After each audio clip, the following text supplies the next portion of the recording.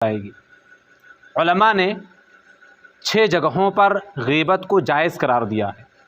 मैं फिर से कहूँगा कि आप उनका गलत इस्तेमाल ना करें। पहली बात ये, शायर ने उन 6 चीज़ों को अपने शेर में बयान किया है। शेर इस तरह है, अरबी का शेर है, अज़्ज़म्मु लैसा बिगीबतिन फ़ी सित्ततिन, अज़्ज़म्मु लैसा बिगीबतिन फ़ी सित्ततिन मुतज़ल्लिमिन व मुअर्रिफिन व मुहद्दिरिन व लिमुदहिरिन फ़िस्कन व मुस्तफ़्तिन व मन तलबल इयानत फ़ी इज़ालति मुनकरी। शायर कहता है कि 6 चीज़ों में किसी की बुराई करना ये गीबत नहीं है। पहली चीज़, मुतज़ल्लिमिन, शिकायत करने वाला, अपने जुल्म को दूसरों के सामने जाकर के बयान करने वाला। मिसाल के तौर से आप जालिम हैं, किसी ने आप पर जुल्म किया है और गांव में कोई प्रधान है या गांव में कोई ऐसा आदमी है जिसके पास आप उसकी शिकायत कर सकते हैं। शिकायत करेंगे तो वो आदमी जुल्म से बाज आ जाएगा। लिहाजा अगर कोई आप पर जुल्म कर रहा है तो आप जा कर के, जो सामने वाला है जो इस बात पर कादिर है कि वो जालिम को उसके जुल्म से रोक सकता है, तो फिर आप जा कर के उसके सामने ये बयान कर सकते हैं कि फ़लाँ आदमी मेरे साथ ये काम कर रहा है, वो आदमी अच्छा नहीं है। इस तरह की बातें आप जा कर के कह सकते हैं, ये गीबत नहीं है। लेकिन नीयत क्या होनी चाहिए? जुल्म को रोकने, अपने आप को, जो आप मज़लूम हैं उसको हटाने के लिए। पहली चीज़, जुल्म की शिकायत करना ये गीबत नहीं है। दूसरी चीज़, व मुअर्रिफिन, शायर आगे कहता है कि जब तारुफ़ कराना मकसूद है, इंट्रोडक्शन। मिसाल के तौर से गांव में आप जानते होंगे कि बहुत सारे लोग रहते हैं, नाम एक होता है लेकिन वो उस नाम से नहीं जाने जाते हैं बल्कि किसी और नाम से जाने जाते हैं। मिसाल के तौर से गुड्डू हैं, लड्डू हैं, या किसी को हम अंधा भी कह सकते हैं, है ना, काना बोलते हैं गांव में। मतलब नाम से हट करके कोई ऐसी चीज़ होती है जो बुरा हो, जो बुरी होती है। दो नाम होते हैं। एक होता है कि जो नाम होता है जिसमें अकीका होता है, एक होता है कि लोग उससे पुकारते हैं, लेकिन वो मिसाल के तौर से कोई लंगड़ा है, ठीक है, अगर आप लंगड़ा कहेंगे तभी लोग समझ पाएंगे कि हाँ वो आदमी है। अब अगर कोई आदमी आया और आपसे पूछने लगा तो आप उसे लंगड़ा कह सकते हैं उसके सामने। मकसद क्या है? तारुफ़ कराना, बुराई बयान करना नहीं है, बतलाना मकसूद है कि ये इससे ये मुराद हैं। और उलमा ने यहाँ पर यह बात भी कही है कि अगर वो आदमी नाम से जान जाए तो फिर आप उसके लक़ब को ना बताएं, नाम बताना ज़्यादा बेहतर है। लेकिन लंगड़ा या अंधा या कोई और बुराई उसके अंदर हो तो उसको ले करके आप बता सकते हैं कि इससे यह आदमी मुराद है। लेकिन मकसद क्या होना चाहिए? तारुफ़ मुराद हो, बुराई बयान करना, उसे जलील करना मकसूद ना हो। ये दूसरी चीज़। तीसरी चीज़, व मुहद्दिरीन, डराना मकसूद हो। मिसाल, अब डराने में बहुत सारी चीज़ें आ सकती हैं। मिसाल के तौर से हदीसों के अंदर कुछ रावी ऐसे होते हैं जो ज़ईफ़ होते हैं, उनकी वजह से हदीस ज़ईफ़ होती है, उनकी वजह से हदीस पर अमल नहीं किया जाता है। तो अब जब वो हदीस कोई आदमी बयान करेगा, कोई मौलवी बयान करेगा, तो वहाँ पर वो हदीस बयान करने के बाद रावी का नाम लेगा और फिर रावी के सिलसिले में ये बात कहेगा कि ये रावी ज़ईफ़ है, ये रावी सही नहीं है, ये रावी हदीसों को घड़ता था, है ना, ये रावी कज़्ज़ाब है, झूठा है। तो इस तरह की बातें आदमी कह सकता है। मकसद क्या है?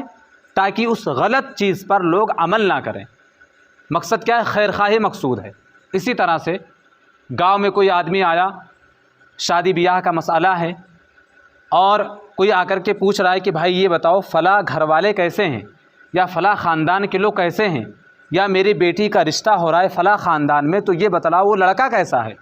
आप पूरी ईमानदारी के साथ, खैर खाही के साथ, उस लड़के के अंदर अगर थोड़ी मोड़ी खामी है तो आप उसको बयान कर सकते हैं, ताकि उसकी लड़की बाद में आकर के यहाँ फंस ना जाए, बाद में आकर के वो आदमी पछताए ना। शादी ब्याह के मसले में जो चीज़ें पूछी जाती हैं आप उनको बयान कर सकते हैं, ये गीबत नहीं है। सामईन याद रहे, मकसद क्या होना चाहिए? खैर खाही मकसूद हो। बुराई करना या मकसद ये हो कि हम कुछ ऐसी बातें कहें जिससे शादी ना हो, ये गलत चीज़ है, ये गीबत हो जाएगी। पूरी ईमानदारी के साथ आप बतलाएं कि ये कमी है। लड़की है तो लड़की के अंदर भी आप कमी बता सकते हैं, ताकि बाद में ये मसला आगे ना बढ़े, ठीक है, शादी ब्याह के मसले में।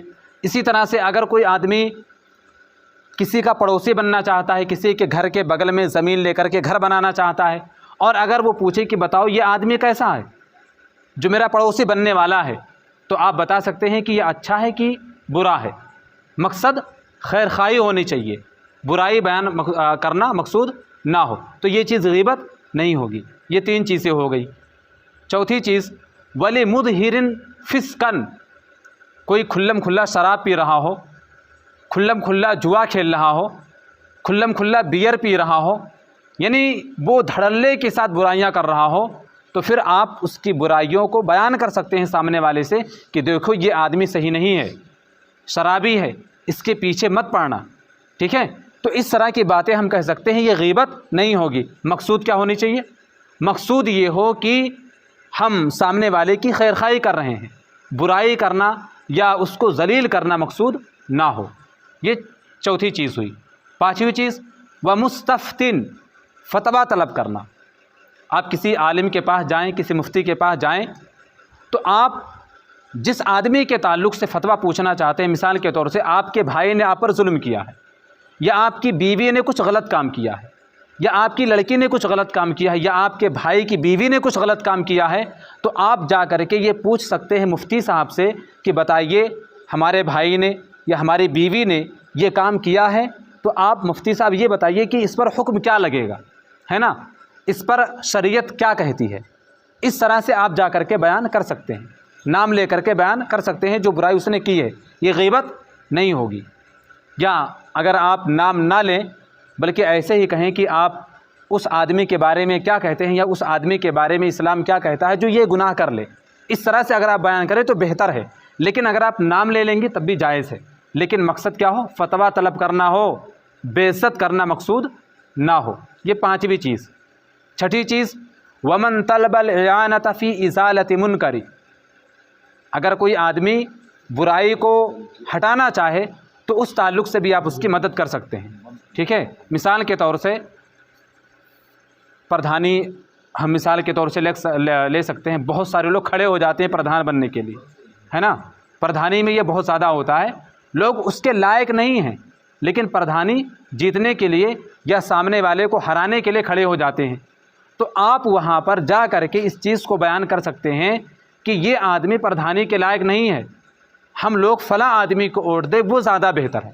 ठीक है, या आप इसी तरीके से देखें कि किसी मनसब पर कोई नालायक आदमी बैठने वाला है, तो आप वहाँ पर कोशिश करें कि वो आदमी ना आए, बल्कि कोई अक्लमंद आदमी आए, कोई अच्छा आदमी आए, ताकि मनसब और उसके अंडर में जो चीज़ें होने वाली हैं वो अच्छी तरह से वजूद पजीर हों, अच्छी तरह से चलें।